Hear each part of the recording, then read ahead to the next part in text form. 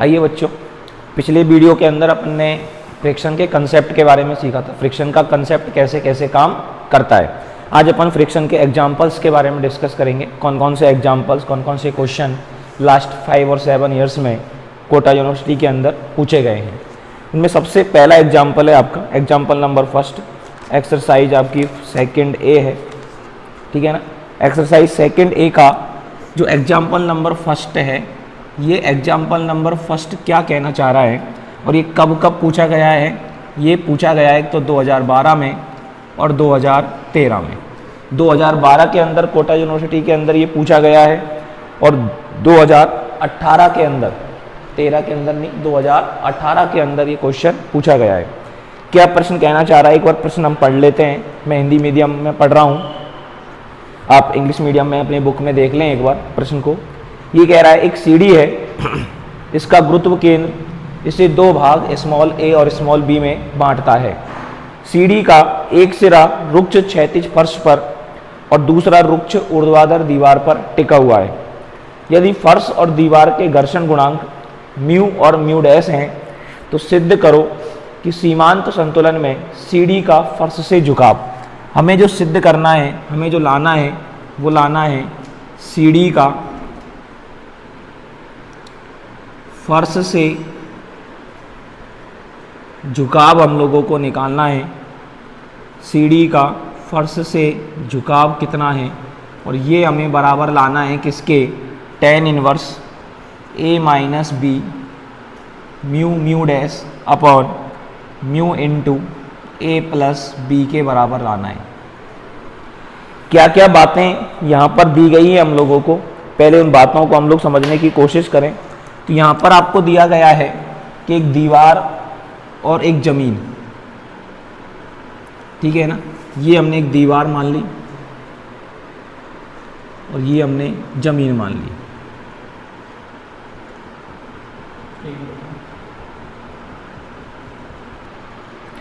ठीक है। ये दीवार है और ये हमारी जमीन है। अब दीवार और जमीन के सहारे एक सीढ़ी रखी हुई है, ये सीढ़ी यहाँ पर रखी हुई है, ठीक है ना, दीवार और जमीन के सहारे।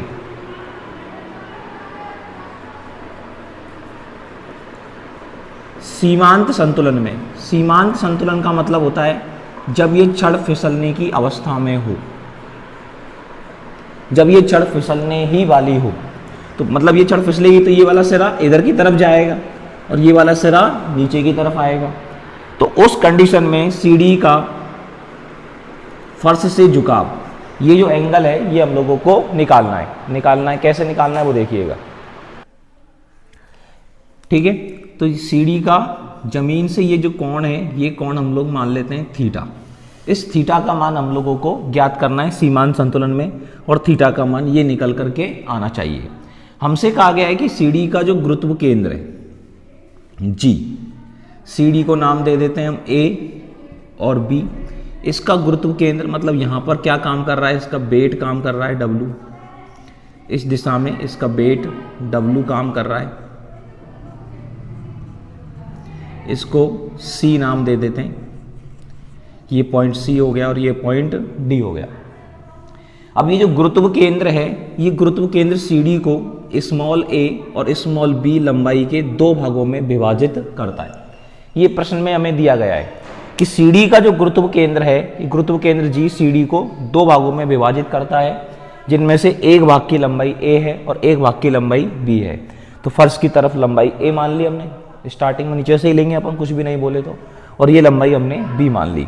और कौन कौन से फोर्स यहाँ पर लग रहे होंगे उनके बारे में हम लोग देखें। अब देखो, जब सीढ़ी यहाँ पर, सीढ़ी का जो पाद है, फुट है, फर्श पर दबाव डालेगा तो यहाँ पर एक अभिलंब प्रतिक्रिया लगेगी, और ये अभिलंब प्रतिक्रिया हम मान लेते हैं R। अब अभिलंब प्रतिक्रिया R लगेगी तो यहाँ पर घर्षण बल भी लगेगा, और फर्श का जो घर्षण गुणांक है वो आपको म्यू दिया हुआ है। अब घर्षण बल किधर की तरफ लगेगा, घर्षण बल लगता है गति के विपरीत दिशा में।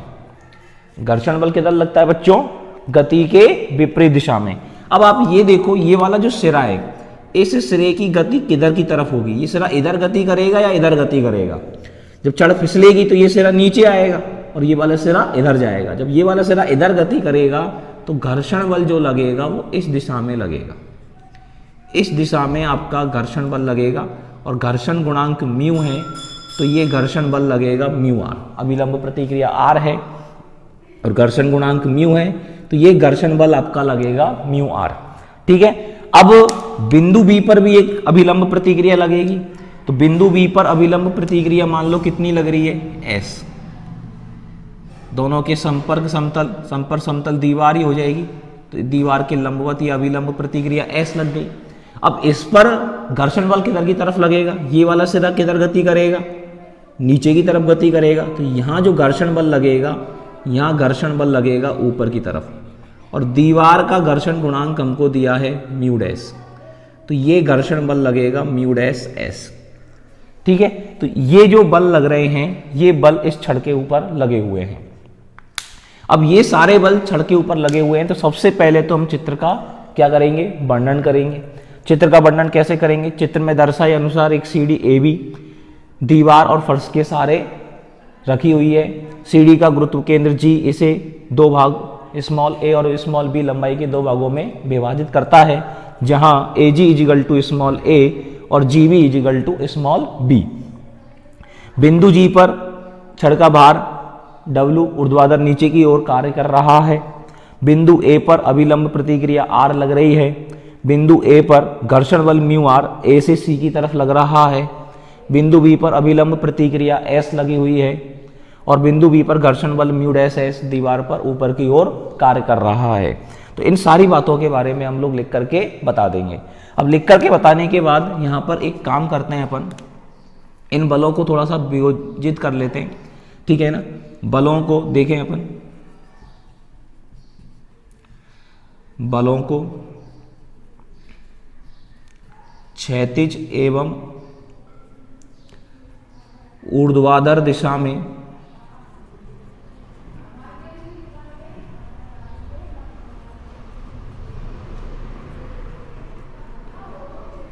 तुलना करने पर, अब देखो क्षैतिज और ऊर्ध्वाधर दिशा में तुलना करने का मतलब क्या है कि क्षैतिज दिशा में जो बल लग रहे हैं, इधर लगने वाले बल इजिकल टू इधर लगने वाले बल। अब इधर की तरफ कौन कौन से बल लग रहे हैं, एक तो एस लग रहा है, इधर ए की लग रहा है एस, और इधर कौन लग रहा है म्यू आर। तो एस जो है ये किसके बराबर होगा, म्यू आर के बराबर होगा। समीकरण नंबर 1 इसको हमने डाल दिया, कंपेयर कर लिया। अब ऊर्ध्वाधर दिशा में बात करें तो ऊपर लगने वाले बल इजिकल टू नीचे लगने वाले बल। तो ऊपर लग रहा है एक तो आपका आर और एक म्यू डैश एस, ये दोनों ऊपर लग रहे हैं। तो R plus mu dash S बराबर किसके हो जाएगा, डब्लू के, नीचे की तरफ लगा हुआ है। अब एक काम करते हैं, एस का कर देते हैं यहाँ पर विलोपन, एस का यहीं विलोपन कर दें। तो एस का विलोपन करने के लिए समीकरण 1 से एस का मान समीकरण 2 में लगा दें। तो समीकरण 1 व समीकरण 2 से क्या आ जाएगा, समीकरण 1 व समीकरण 2 से आर प्लस म्यू डैश और एस का मान कितना है म्यू आर बराबर कितना हो गया डब्लू। आर कॉमन ले लेंगे तो ये हो गया 1 plus mu dash equal to W. समीकरण नंबर 3। आर में और डब्लू में एक रिलेशन हमारे पास में ये आ गया, ये बाद में विलोपन करने के हमारे काम आएगा। अब आर को और गायब करना है, एस तो हमारा ऑलरेडी गायब हो ही गया, ऐसे तो मतलब ही नहीं है। अब आर और डब्लू आएंगे। अब अपन क्या करते हैं, इन सभी बलों का बिंदु बी के सापेक्ष क्या ले लें, आघूर्ण। बिंदु बी के सापेक्ष क्यों ले रहे हैं, क्योंकि एस को हम एलिमिनेट कर चुके हैं, तो अब एस हमारा आएगा नहीं, क्योंकि बिंदु बी पर ही एस का सारा सिस्टम है। तो बिंदु बी के सापेक्ष आघूर्ण लेंगे तो एस के सारे आघूर्ण क्या हो जाएंगे, 0। बचेगा कौन, आर और डब्लू। तो आर और डब्लू में ही पूरी समीकरण हमारी बनेगी, और आर और डब्लू में पूरी समीकरण बनेगी तो आर और डब्लू को एलिमिनेट करना हमारे लिए आसान हो जाएगा। तो इसलिए हम आघूर्ण जो है वो किसके सापेक्ष ले रहे हैं, बिंदु बी के सापेक्ष आघूर्ण ले रहे हैं। तो यहां लिखेंगे हम बिंदु बी के सापेक्ष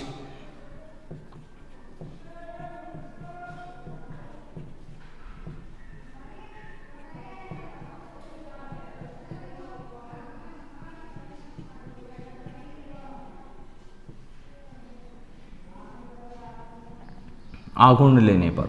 अब बिंदु बी के सापेक्ष आघूर्ण लेंगे, तो आघूर्ण लेना आपको आना चाहिए।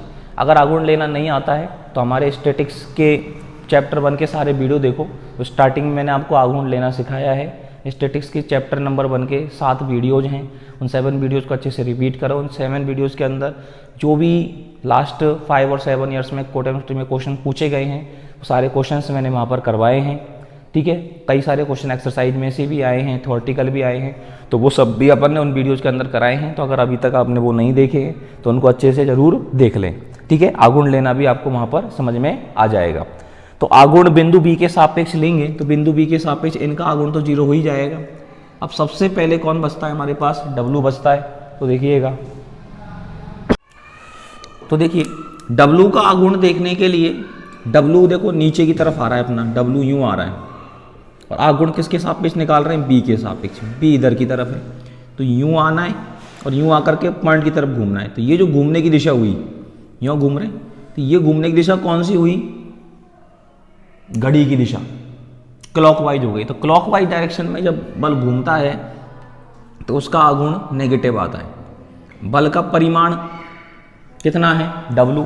अब W की दूरी निकालेंगे तो W co dot dot dot dot करके ऊपर बढ़ाएं और B से लंब डालेंगे तो ये लंबाई इस लंबाई के बराबर ही तो आएगी, है कि नहीं। तो W की B से जो दूरी है, B से दूरी किसके बराबर हो जाएगी, DC के बराबर हो जाएगी। तो W का B के सापेक्ष जो आघूर्ण लिखा जाएगा वो क्या लिखा जाएगा, -W इंटू DC लिखा जाएगा, ठीक है। W के बाद में हमारा बचता है μr।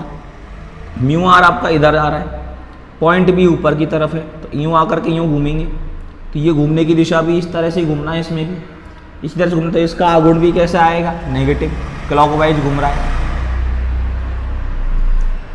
बल का परिमाण, तो बल का परिमाण हो गया कितना, μr। अब μr की दूरी देखनी है, तो μr का बल पूरा ये इस दिशा में आ रहा है, B से लंब डालेंगे तो लंबाई यही तो आएगी। μr वाली रेखा पर B से डाले गई लंब की लंबाई किसके बराबर हो जाएगी, BD के बराबर। तो μr की डिस्टेंस बिंदु B से कितनी हो गई, BD। अब कौन सा बल बचा हमारा, R, और R का बल जा रहा है, तो आपका R जो है वो इस दिशा में काम कर रहा है, और R के इस तरफ बिंदु B है, तो इस दिशा में यूं जाना है और यूं घूमना पड़ेगा।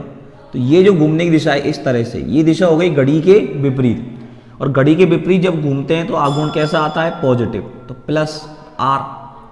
अब R की डिस्टेंस कितनी है, R को ऊपर बढ़ाएंगे और B से लंब डालेंगे तो ये लंबाई इस लंबाई के बराबर आएगी, तो इस लंबाई को लिख सकते हैं AD, और बराबर कितना हो जाएगा, 0। सारे बल हमारे पास में आ चुके हैं, ये हमने यहां पर मान लगा दिया। अब देखो DC का इनका सबका मान लगाना है अपन को, तो -W।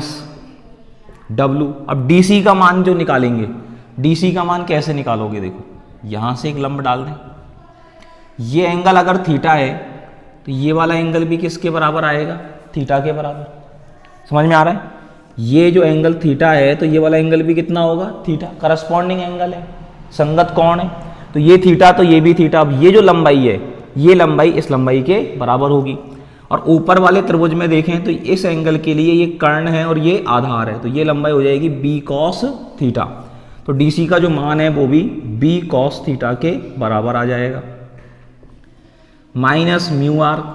अब BD का मान चाहिए, तो BD का मान कैसे निकालेंगे, देखो इसके लिए ये पूरा ट्राइंगल देखो ABD, इसमें ये पूरी लंबाई जो है ये कितनी है, A+B, ये एंगल है, और इस एंगल के लिए A+B है आपका कर्ण, और BD जो है ये है लंब, और लंब का मान होता है कर्ण इंटू साइन थीटा।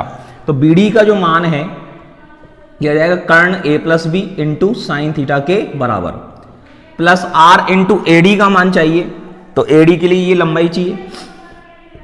इस लंबाई को निकालने के लिए इसी पूरे त्रिभुज के अंदर ही, ABD के अंदर ही AD है आपका आधार।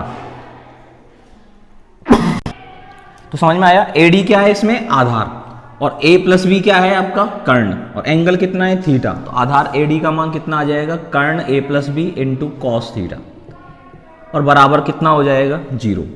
अब इसके अंदर एक काम करते हैं, कॉस थीटा का भाग दे देते हैं और डब्लू का मान लगा देते हैं। डब्लू का मान कितना है, R into one plus mu dash. तो डब्लू का मान लगाएंगे तो minus R into one plus mu dash, ठीक है।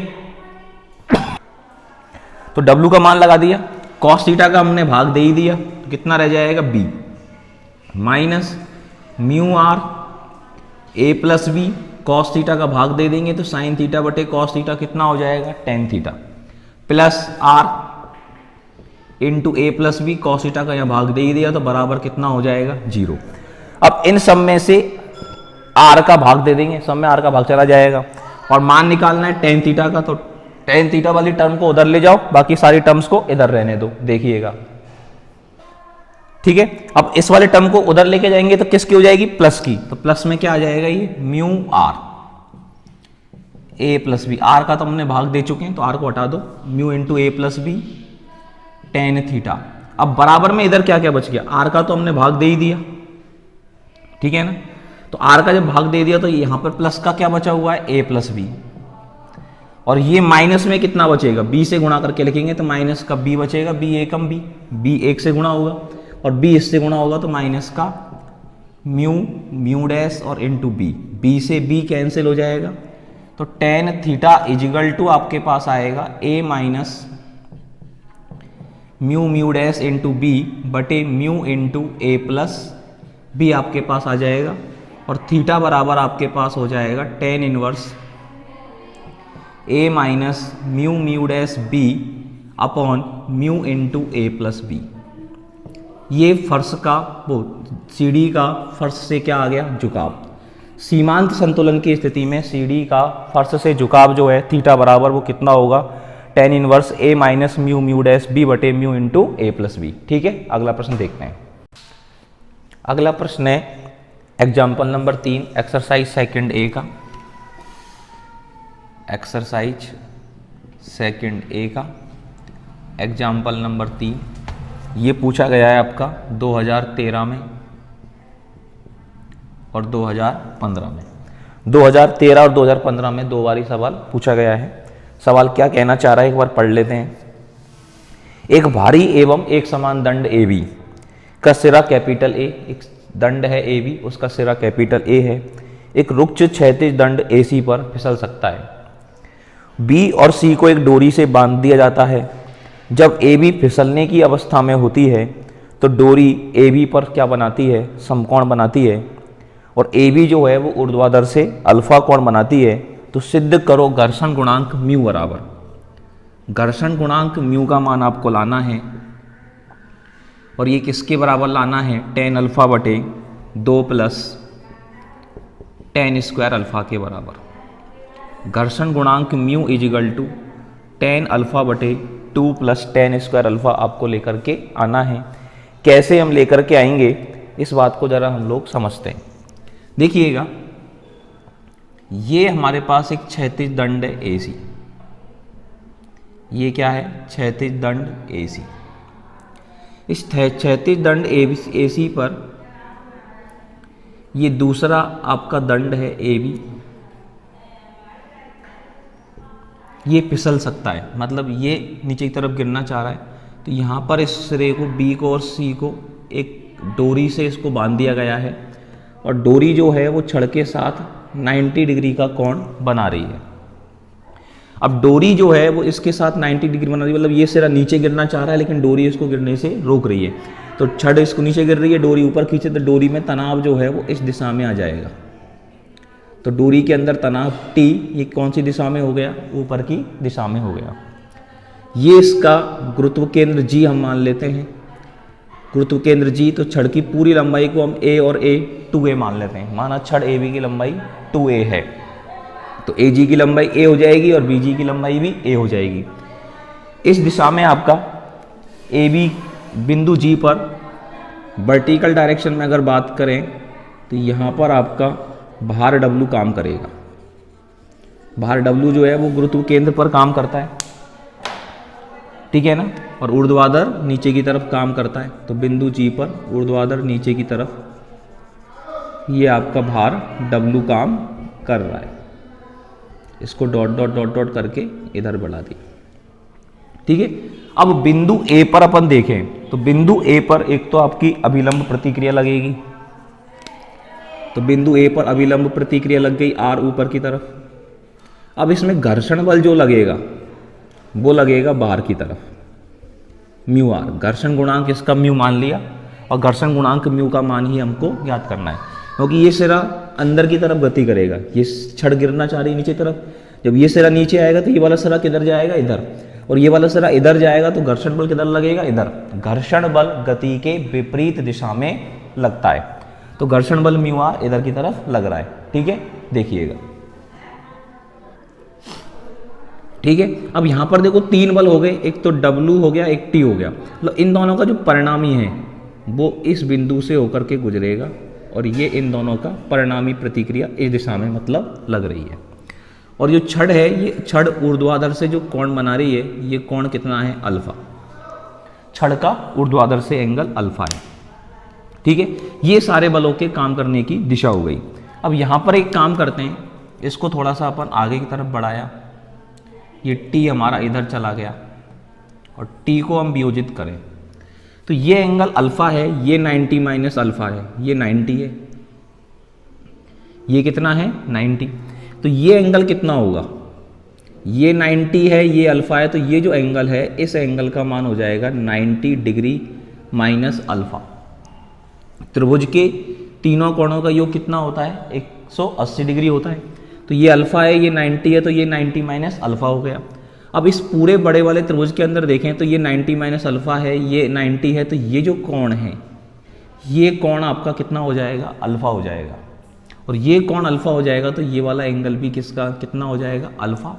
और ये अल्फा हो जाएगा तो T का कंपोनेंट क्षैतिज दिशा में हो जाएगा T कॉस अल्फा और T का कंपोनेंट ऊर्ध्वाधर दिशा में हो जाएगा T साइन अल्फा। ठीक है, अब देखो बलों को क्षैतिज, और सबसे पहले चित्र का क्या कर देंगे, वर्णन। चित्र का वर्णन कर देंगे, जो भी चित्र में लिखा है, जो भी कोण वगैरह मान है, इन सबको अपन को वर्णन करके बताना है, कौन कौन सा बल लग रहे हैं, किस किस दिशा में लग रहे हैं, वो सारी चीज़ें हम लोगों को यहाँ पर समझानी है। फिर लिखेंगे अपन बलों को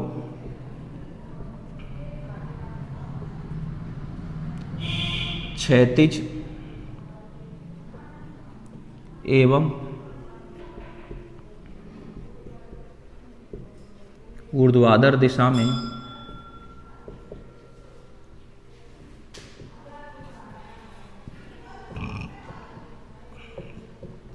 वियोजित करने पर। अब बलों को क्षैतिज और ऊर्ध्वाधर दिशा में अगर वियोजित करें तो क्षैतिज दिशा में लगने वाले बल कौन कौन से हैं, क्षैतिज दिशा में इधर लग रहा है T कॉस अल्फा और इधर लग रहा है म्यू आर, और तो कोई है ही नहीं। तो T कॉस अल्फा जो है ये बैलेंस करेगा म्यू आर को, समीकरण नंबर 1। ऊर्ध्वाधर दिशा में ऊपर लग रहा है T साइन अल्फा, इधर लग रहा है R, तो T साइन अल्फा और R मिलकर के किसको बैलेंस कर रहे हैं, W को। ऊपर लगने वाले बल T sine alpha plus R equal to कितना हो जाएगा, W, समीकरण नंबर 2। अब देखिए समीकरण 1 और 2 से R का विलोपन कर देते हैं। R का विलोपन करने के लिए यहाँ से R का मान उठाओ और यहाँ अपन लगा दें।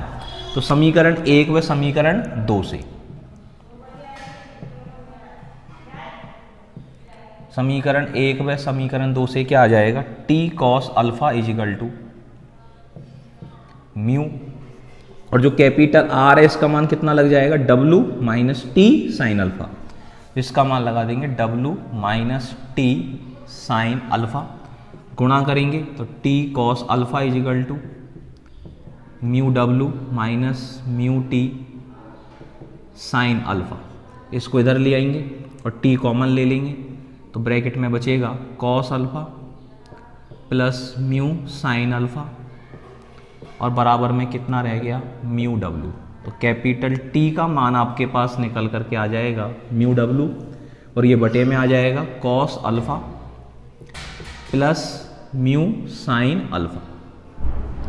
और इसको समीकरण नंबर 3 हम लोग दे देते हैं। कैपिटल T का मान W के रूप में हमने यहाँ पर निकाल लिया। तो कैपिटल T बराबर आपके पास कितना आ गया, म्यू W बटे cos alpha plus mu sine alpha. अब देखो आगे, अब हम अपन क्या करेंगे, सभी बलों का, इसके बाद में सभी बलों का बिंदु ए के सापेक्ष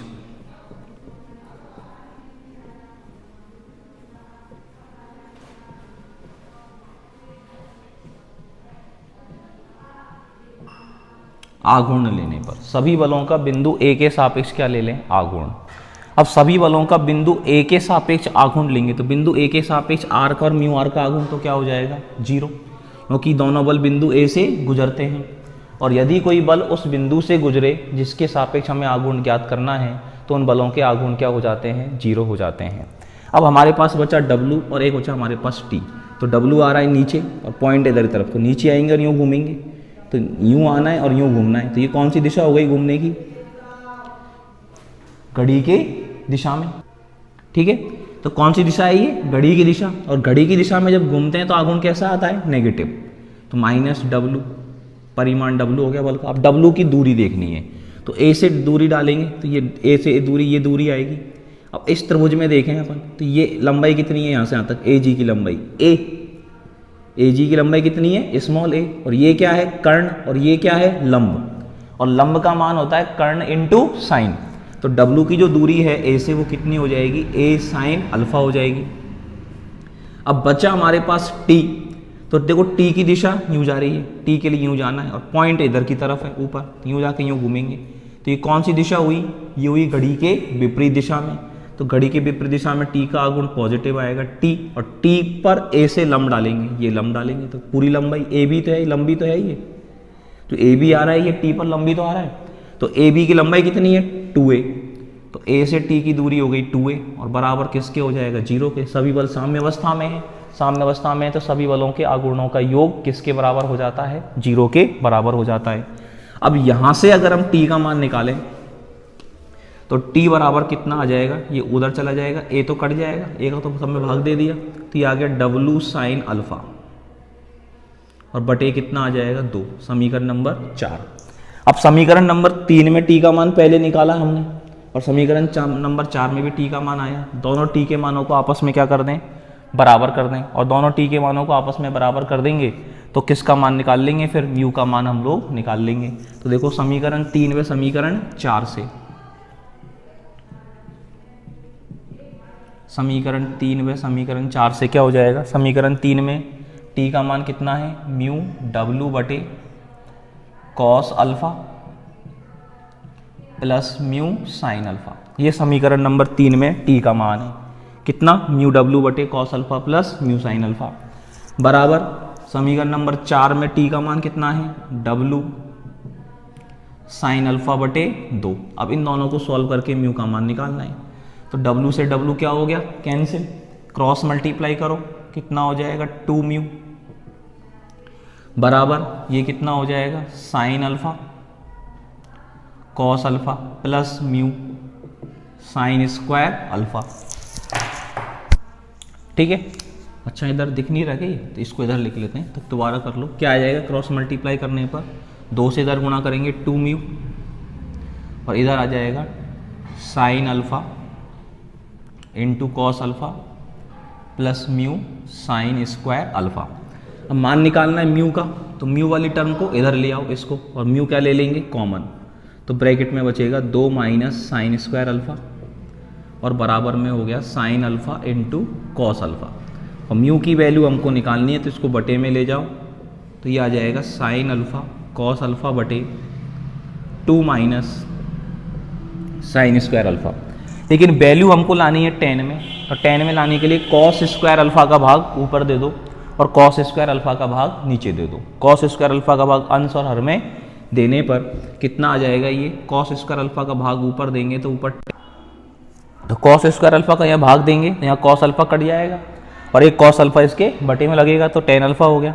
अब कॉस स्क्वायर अल्फा का भाग 2 में देंगे, तो कॉस स्क्वायर अल्फा का भाग जब 2 में देंगे तो ये कितना हो जाएगा, 2 सेक स्क्वायर अल्फा हो जाएगा, 2 बटे कॉस स्क्वायर अल्फा, और माइनस साइन स्क्वायर अल्फा बटे कॉस स्क्वायर अल्फा कितना हो जाएगा, tan स्क्वायर अल्फा।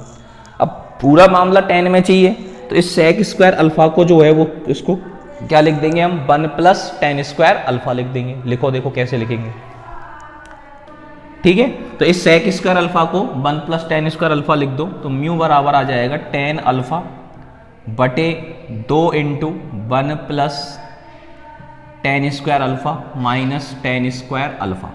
अब देखो सॉल्व करने पर आपके पास क्या बच जाता है, म्यू बराबर टेन अल्फा बटे 2 एकम 2 और प्लस आएगा 2 टेन स्क्वायर अल्फा, इसमें से एक टेन स्क्वायर अल्फा कट जाएगा, तो 2 टेन स्क्वायर अल्फा में से एक टेन स्क्वायर अल्फा काट देंगे तो एक टेन स्क्वायर अल्फा रह जाएगा। और ये आपके पास किसका मान आ गया, घर्षण गुणांक म्यू का मान आ गया।